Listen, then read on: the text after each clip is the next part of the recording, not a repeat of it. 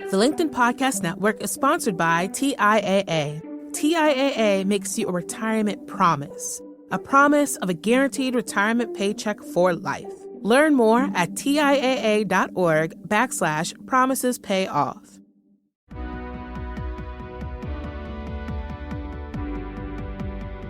I'm Morra Aarons-Mele, and this is The Anxious Achiever.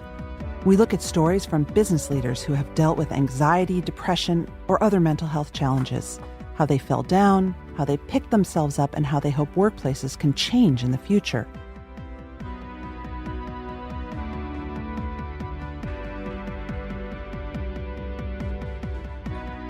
You're loved when you achieve. How many of you listening instinctively shuddered with recognition when you heard me say that sentence? Well, if you were raised in an environment where achievement was important, you may still believe this to be true in your bones, even if intellectually you know you're more than what you accomplish. How do we even learn to become overachievers? And who are we doing it all for, if not for ourselves? Today on the show, we're going to unpack the legacy of achievement, anxiety, and finding out what you really want to do with your life with Julie Lythcott-Haims. We're going to talk about how to separate what you've accomplished from who you really are. Trained as a corporate lawyer, Julie started as Dean of Freshmen and undergraduate advising at Stanford University and did that work for more than a decade. She is the author of the New York Times best-selling book, How to Raise an Adult, and her TED Talk has been viewed millions of times. She is also the author of Real American, a memoir, where she shares her personal battle with the low self-esteem that American racism routinely inflicts on people of color.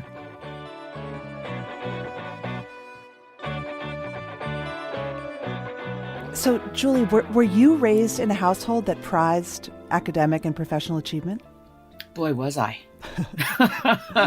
Let me put it this way. My father had helped eradicate smallpox from West Africa, and by the time I was 9, was Assistant Surgeon General of the United States, and all while being an African-American male, meaning he had just soared over the various hurdles and obstacles society had tried to put in his path. And my mother was getting her PhD in science education while I was in high school. So she had been a teacher and then wanted to get her PhD, but was really a full-time homemaker often. And anyway, she was doing classes like thermodynamics and PChem.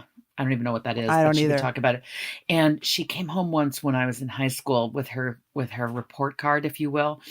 Again, she's getting her PhD, and she says, "I've never gotten anything less than an A in my life."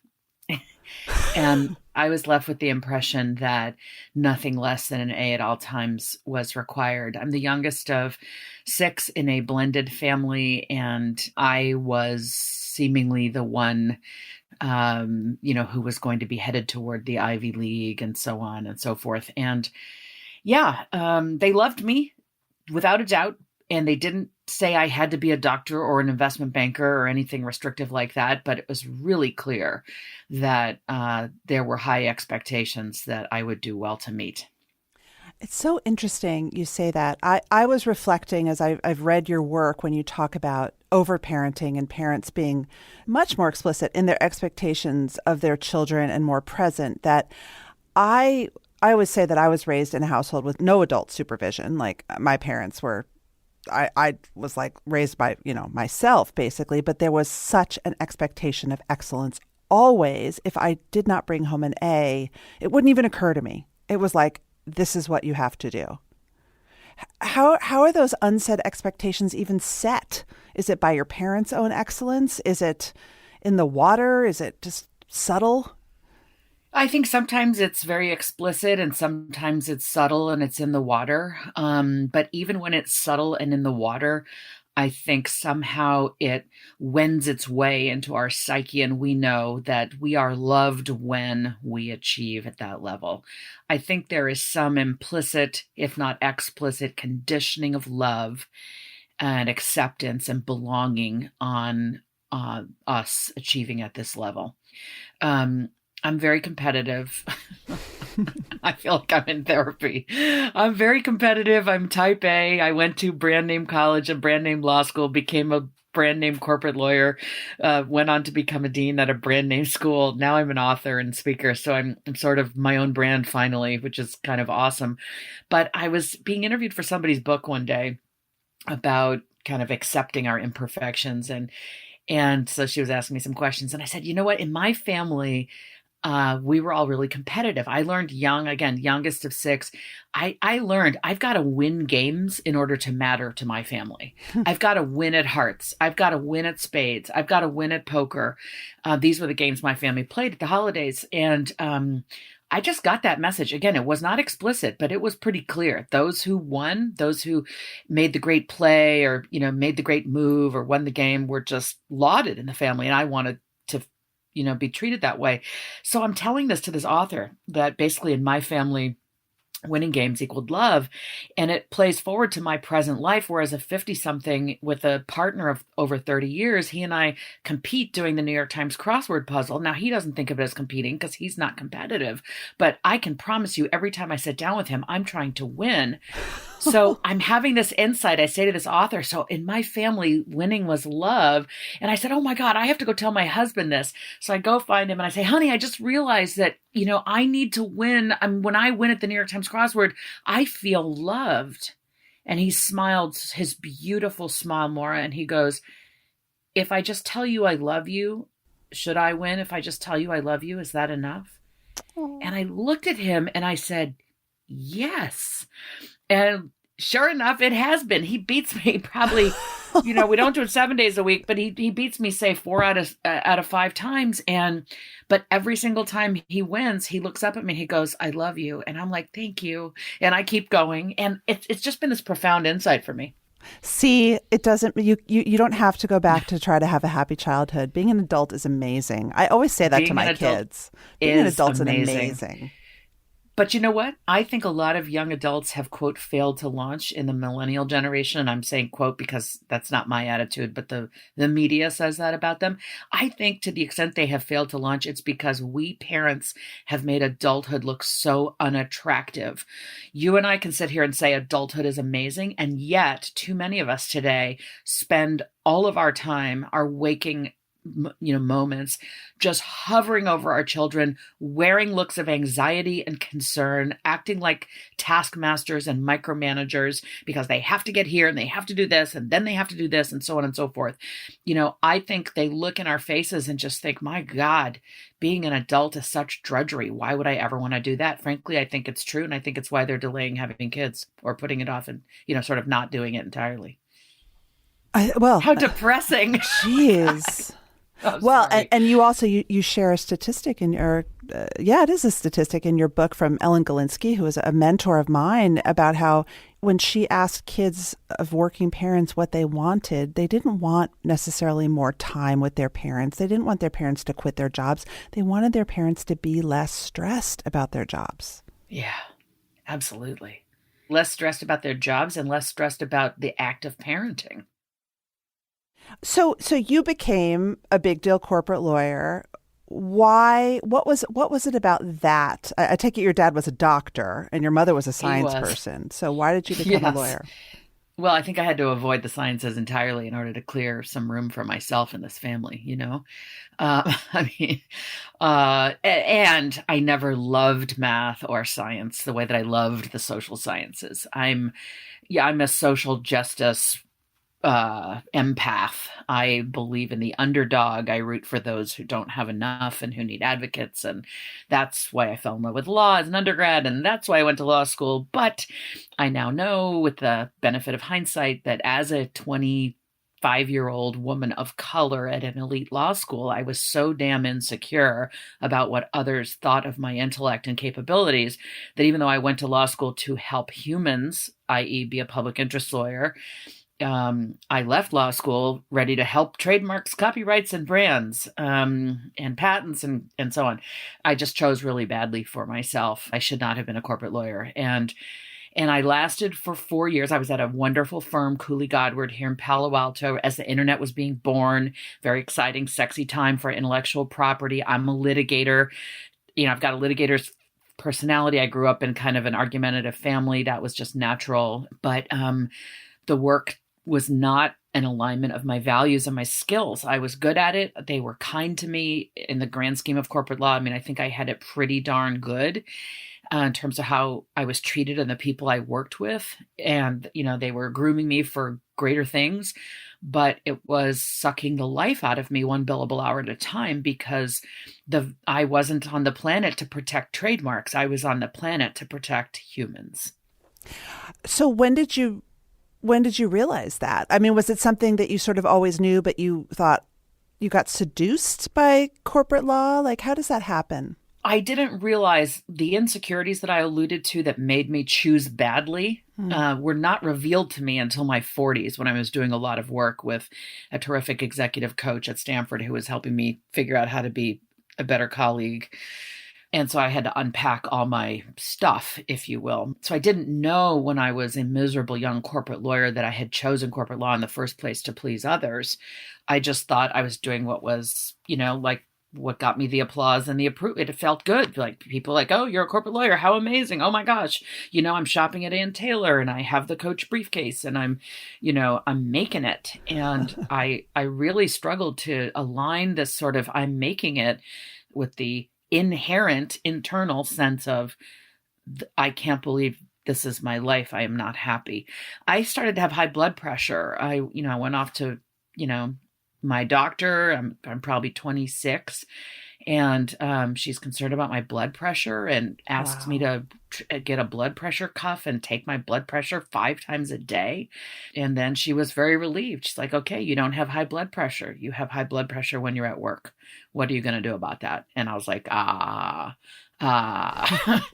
what do you mean? I'm good at this and but that was the first indicator, I have to say. My body was telling me this is not what we want.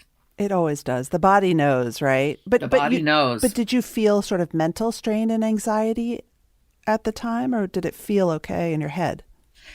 I definitely felt mental strain and anxiety. As argumentative as I was, and in some ways still am, I found the inherent tasks of litigation to be scary. The back and forth, the tit for tat. I relished the opportunity to make an impassioned argument in front of an impartial judge.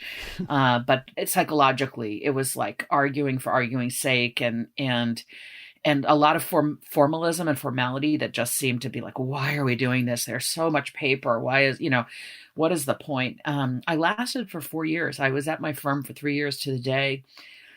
And then I went in-house at Intel and I didn't even know what a microprocessor was. And here I am working for Intel and where I'm protecting Pentium and bum, bum, bum, bum. That was my job to protect that trademark around the world. Thank you. Thank you.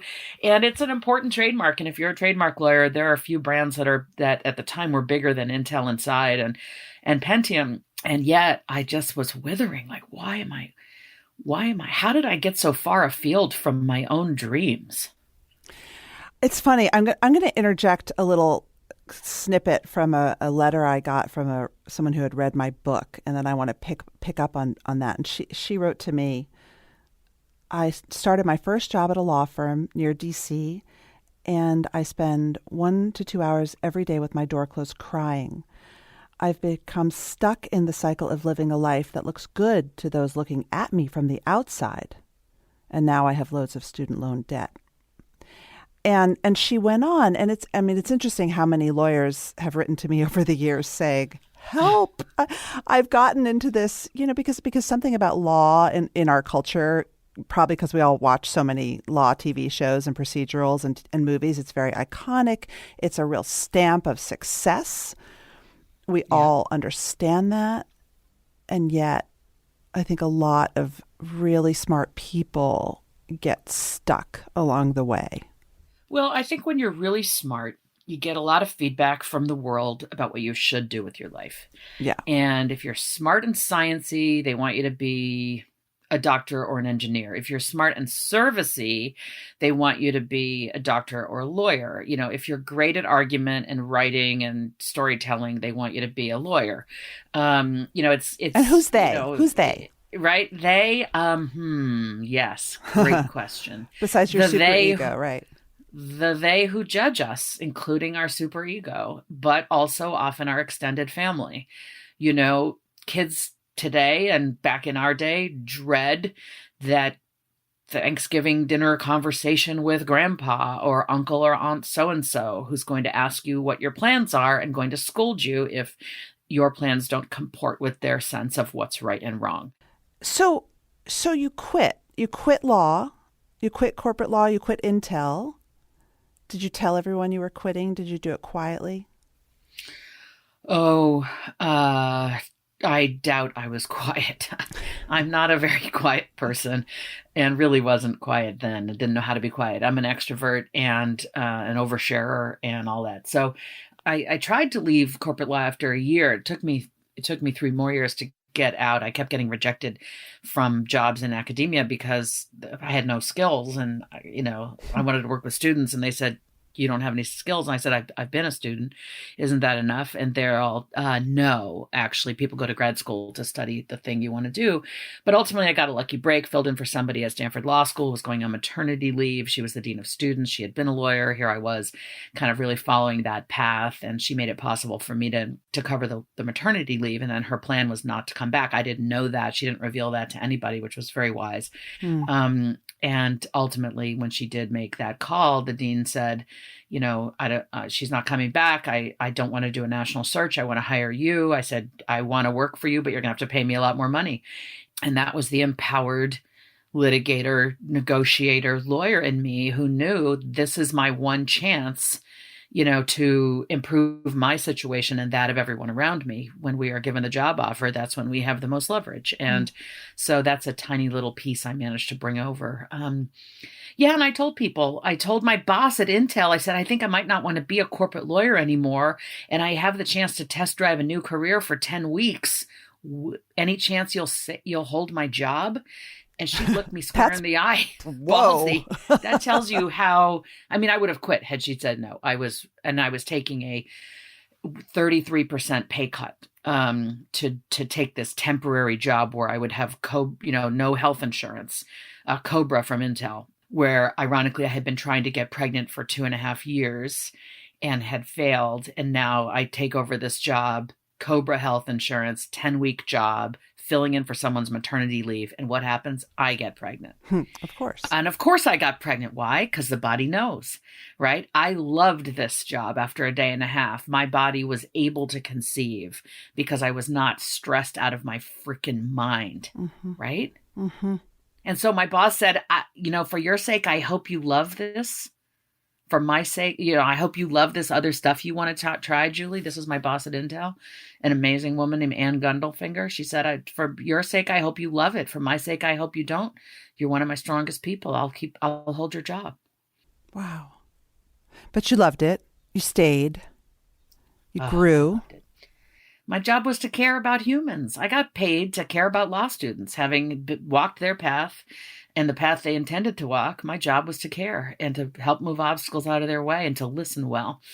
And it was exhilarating. That's amazing. But at some point you became worried about them, right? Yes. It's so funny because when I relooked at your book through the lens of anxiety was all I saw everywhere, and it just seemed to permeate the book. Anxiety of children, anxiety of their parents, anxiety in the ecosystems that raise kids to be pushed into this quote elite world. It seemed to me that it was just all about the anxiety of trying to get kids to be freshmen at Stanford. Yeah. So caveat number 1, this wasn't all my students. Caveat number 2, this wasn't just a Stanford thing. I was seeing at Stanford a growing number of students who were showing up on our campus the way students were showing up at hundreds of campuses. This wasn't just an elite school phenomenon. This seemed to be something that had changed in childhood. And it was basically this. They were more and more accomplished on paper every year, but they were less and less familiar with their own selves every year, which I knew because I made it my job to know them and know what mattered to them and know who they were so I could help them on their path. And they were, so they could point to what they'd achieved. They could show off their thick childhood resume, but I couldn't see the evidence in their eyes that any of that stuff mattered to them. And eyes are where passion really shows and reveals itself. When you're talking about some subject matter, some work, some thing you did that you're passionate about, if you're truly passionate about it, your body, again, this is all about the body. It's all about the right? body. The body shows it. And so they could smile and say, look what I've done. I'm going to do this. I'm so proud of me, but I was worried like, hey kid, is any of this stuff really your passion? Or are you just incredibly good at doing as you're told? And I worried that they were doing as they were told, that they were dogs on a leash, and I was rooting for them to have agency in their own lives to figure out, who am I? What am I good at? Let me find the intersection of those things and go be that person. And over the years, as more and more students showed up with less and less of this agency, because it wasn't just, what do I want to do with my life? It was parents then showing up to wanting to argue with professors about grades and wanting to get involved in roommate disputes and wanting to, always being on top of, when their next test was or what their homework was. It was like they were in fourth grade or kindergarten, but here they were at an elite college. And I almost had that Macaulay Culkin Home Alone face, like my hands on either side of my face going like, what is happening? Because all I could think was, people, these quote unquote children, as you insist upon continuing to call them, could be in the Marines right now or working a full-time job. And instead they're here and we're delighted to have them, but you are infantilizing them. And I became worried for the sake of the individual student and for the sake of them generationally. What's to become of America if the next generation doesn't want to #adult? The LinkedIn Podcast Network is sponsored by TIAA. In the last 100 years, we've seen financial markets swing, new currencies come and go, decades of savings lost in days, all showing that a retirement plan without a guarantee, quite simply, isn't enough. So more than a retirement plan, TIAA makes you a retirement promise. A promise of a guaranteed retirement paycheck for life. A promise that pays off. Learn more at TIAA.org/promisespayoff. What I want to drill down on, and I actually see it from I'm in a good mood today, so I'm seeing it from a joyful place, and maybe this is part of, quote, becoming an adult, is that process of understanding the difference between what you've accomplished and who you are, as you so eloquently put it, but also who you want to be and what you want to accomplish, as opposed to what you've always been shoulded into doing. That process is so beautiful if you can survive it. Yeah, absolutely. It's a process. It's beautiful. It's ugly before it's beautiful. And I think we've all got to go through it. I mean, there is some bit of Maslow's hierarchy here. We are talking about people who inherently have shelter, food, safety, their basic needs are met, and they can actually spend more time in the sort of higher end of the hierarchy, dwelling upon, who am I? Why am I here? What do I want? What kind of life do I want to lead? What am I good at? What do I love? And am I going to find the guts to do those things, regardless of what my extended family or entire ethnic community or peer group or society tells me I should? It is definitely the process of forging a self. And I have borne witness to, I want to say thousands, I think it is accurate to say thousands of people. I have borne witness to thousands of people in the act of becoming themselves. And it is such a sight to behold. And it is profoundly beautiful. I 100% agree with you. Can I go back to the anxiety? Because I didn't really address that. Yeah, please. Like, there's anxiety everywhere. And I think you're 100% right. We parents today have way too much of our sense of self caught up in who our kids are. So it's, my ego needs you to know what my kids have accomplished today so that you might think well of me today. It's very, the gradations are day by day. It's, how did my kid do on this quiz? How did my kid perform in today's game? As opposed to bigger picture or longer term, my kid is a good person, or my kid works hard and persists and achieves, over time. It's all in the moment. And it's almost like they are our dog in the Westminster Dog Show, and we are the one that's going to walk home with the trophy for what they've done. I want to hear about, the transformations that you helped make when you helped people realize they could be who they were, not just their accomplishments, but also I think that all of us who get to college, we are intrinsically motivated by something, right? It may not be what we've gotten to college to study, but we are motivated. There is something in us that we love to do and can do amazingly well. What is the process? Like, what have you seen in a common thread when someone is feeling like, I'm capable, I have passion, I have skill, I have talent, I may not be a biochemist after all. I don't actually want to be, but I'm going to be something amazing. Like, what's the first step? So I'm going to disagree with your second premise. Please. That everyone who makes it to college or college like the ones we've attended are intrinsically motivated by something. I think many of them are extrinsically motivated by the desire for approval. Okay, so yes, they are absolutely. I'm not doubting that. Right, that's not intrinsic. No. That's extrinsic. So what we want is to move them to, okay, well, what if no one was judging you? What if you could do what you wanted? What if it was just up to you? And this is where I would be basically rooting for the minor. And here's what I mean. Students would come to my office hours. I would be getting to know them. They would say, oh, well, I'm majoring in econ. And they'd smile in that sheepish way or shrug their shoulders. And that was their way of saying, because I have to. Right. Or, econ, pre-med, engineering, whatever, the 3 or 4 acceptable majors. And then they would say, and I'm minoring in film studies. I'm minoring in English literature. I'm minoring in photography. I'm minoring in whatever.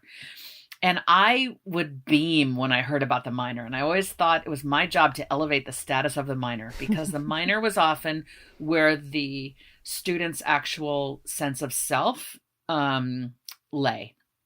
If I could do anything, I would ... I had a student who said, I've been through the course catalog. This is actually a slightly different story, but I'm going to tell it anyway. I've been through the course catalog.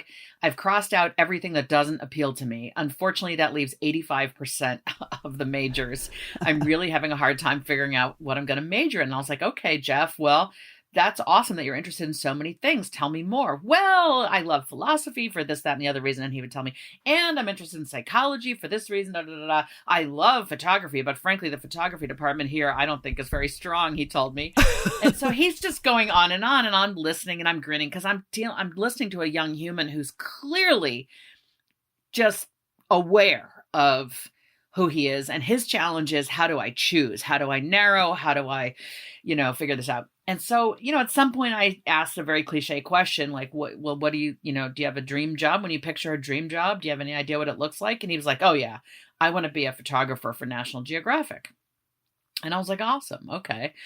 So we continued to have conversations over the years, and he decided on a major. And frankly, I don't know what it was. And it turns out, it really isn't about your major. It's about what skills you've acquired and what topics you can talk about. This guy took his camera, went to photograph glacial melt, basically with time-lapse photography, created a film on glacial melt called Chasing Ice, and he sold that to National Geographic. Wow. That is an example of a kid who was unencumbered by other people's expectations. He knew that photography was a legitimate pursuit when so many of his peers were like, oh, I could never major in that. My parents would disown me, Was he born that way? Did he have amazing parents? Was he independently wealthy? I don't know. I mean, I don't think he was independently wealthy. Because the other thing that strikes me as a listener, a lot of our listeners, like I am often, are struggling, and they may be sitting at their desk thinking, oh, well, that's great for him. Like, he was born knowing he wanted to be a photographer. I don't know what that special thing is in me. I'm sitting here, I'm at a law firm, I hate it, but I don't have a passion. And then they might feel even more depressed. And, when I left my law firm, I went around and said goodbye to everybody. And many people said to me, I envy you for knowing what you want. Yeah. And this was when I was leaving for Intel. It was hardly what I wanted in the grand scheme of life, but it was definitely going to be better just having one client, Intel, than having dozens of clients being at a firm. So here's how I helped young people think it through. I always thought, it's not for me to give you answers. I can't tell you whether to major in econ or history or psychology or mechanical engineering. I don't know the answer to that. Only you know. Nobody knows the answer but you. There is no right answer is the point, except the one that is derived from your own interrogation of yourself. And so I was trying to help students listen for their inner voice, which is often, it's a voice that shows up in a stomach ache. It's a voice that shows up in stress and anxiety. It's that body saying, I am not okay with this. And it's on the positive side, it's that voice going, oh, I really love it when, I really am excited when. I try to get them to tune into that inner voice. And I would say, try to discern it from the cacophony in your head of other people's expectations. You are not here to lead someone else's life. And the more you get familiar with your own voice, the more you know what it sounds like, the better you will be able to hear it as it continues to speak to you.